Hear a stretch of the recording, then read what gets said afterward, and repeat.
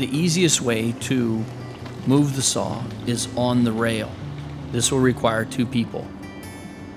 Notice the quick disconnect is watertight. It inserts and then rotates to lock.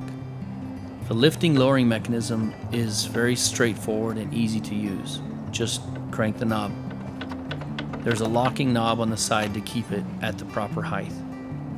The water is very simple to use. It's a quick disconnect, similar to an air fitting. When using the saw, make sure you turn the water on before you turn the saw on. This is a water-cooled motor. Watch the speed on the video. That material is 3 cm, and that's actual cutting speed.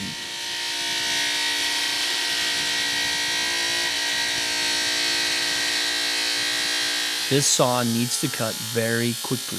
If you don't, because it spins so fast, it will glaze your diamond blades.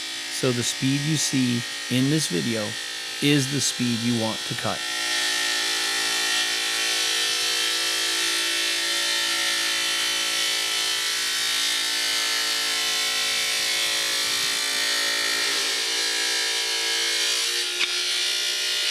Plunge cutting is straightforward and simple.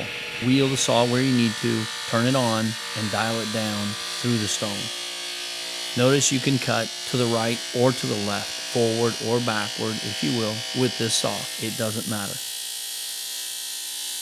One direction is much easier to cut. It's called climb cutting versus conventional cut.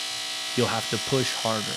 Climb cutting, though, has its disadvantages that if you go too fast, the saw will want to lift on the rail.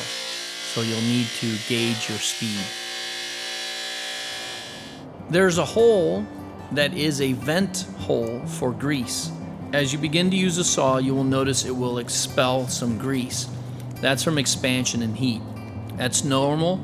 You can just wipe off the excess coming out. Do not grease the front lifting lowering mechanism. If you need to lubricate it, use dry lubricant, graphite or Teflon spray, something of that nature.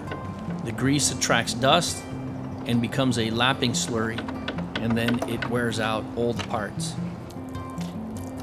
Keeping the saw clean is quite simple if you do it every time you use it. The granite dust turns into concrete, so if you hose it off after each use, it will last much longer and it'll be easier to use. Ay, ay, ay. Se aprieto solito.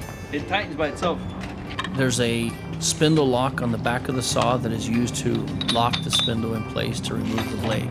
Use the supplied wrench, turn counterclockwise to remove.